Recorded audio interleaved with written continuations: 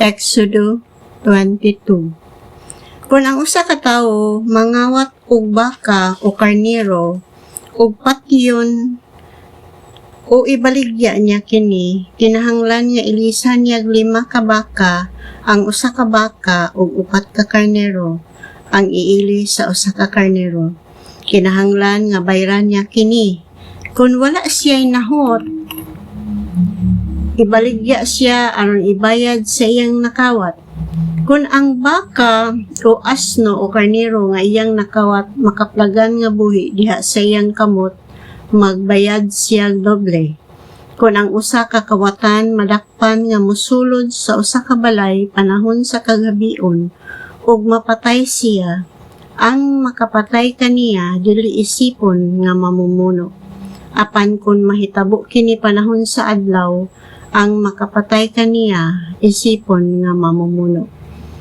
Kung pasibsibon sa usa ka tawo ang iyang kahayupan diha sa usa ka uma o parasan, o kung makabuhi kini og manibsib sa uma sa laing tawo, kinahanglan nga bayran sa tag-iya sa hayop ang nasibsib nga tanom sa labing maayo nga abot gikan sa iyang uma o parasan. Kung ang usa ka tawo magdaog didto sa iyang uma ug mukayanap kini sa kasabutan ngadto sa uma sa laing tawo ug makasunog sa tanom nga nagtubo pa o sa mga gihabas o gitapok na, ang nakaingon sa sunog hingpit nga magbayad sibo sa kadaot nga iyang nahimo. Kung patipigan sa usa ka tawo ang iyang kwarta o mahalon nga butang ngadto sa laing tawo ug kawaton kini gikan sa balay sa maong tawo, ang kawatan kung madakpan kinahanglan nga pabayro doble.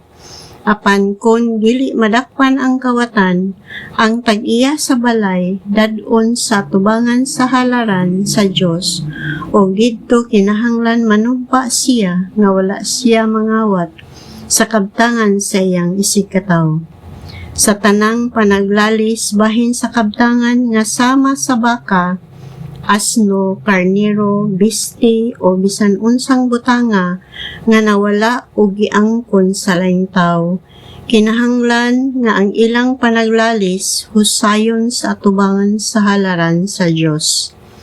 Ang tawo nga hukman sa Dios nga sad-an, kinahanglan magbayad og doble sa iyang gikalalis.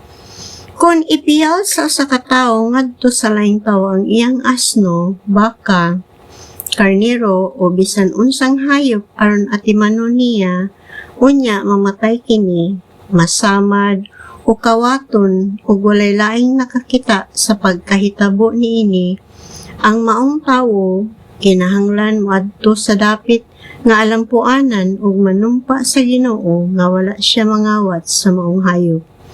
Kung wala kini kawata, isipon kini sa tag-iya nga nawala, ug ang tawo nga nakawala niini, dili kinahanglan nga magbayad. Apan kung gikawat ang maong hayop gikan kaniya, kinahanglan nga magbayad siya sa tag-iya.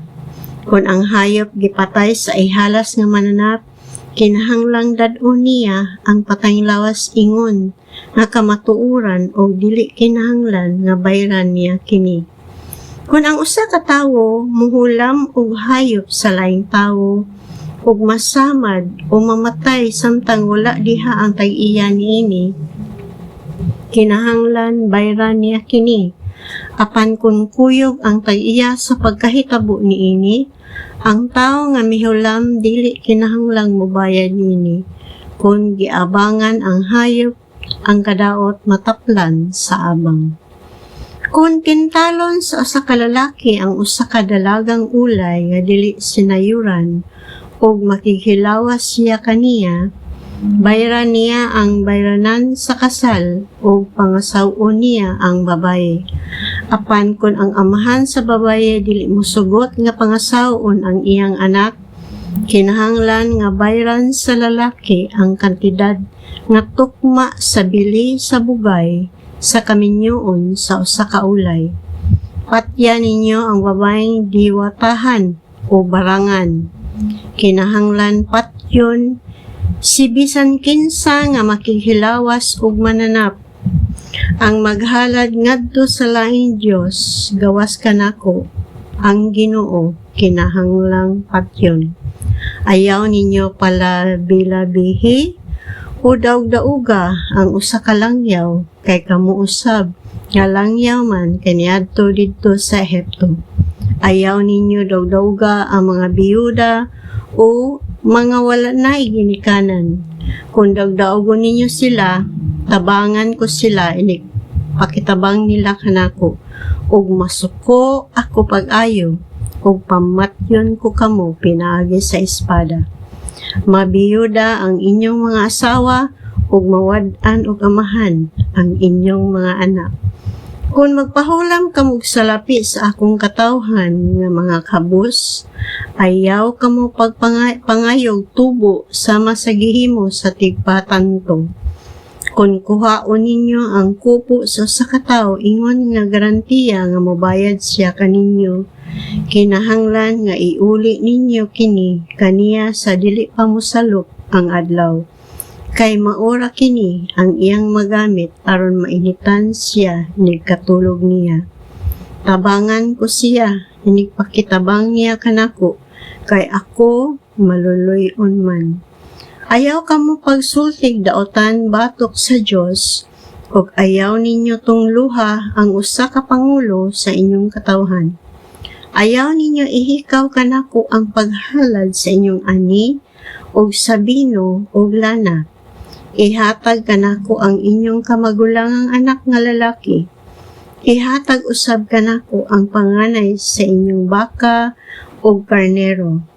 Magpabilin usa kini uban sa inahan sulod sa 7 ka adlaw, ug sa ikawalo ihalad ninyo kini kanako. Kinahanglan nga ihalad ninyo kanako ang inyong kinabuhi. Busa ayaw kamo pagkaon sa karne sa bisan unsang mananap nga gipatay sa ihalas nga mananap. Ipakaon kini sa mga iro.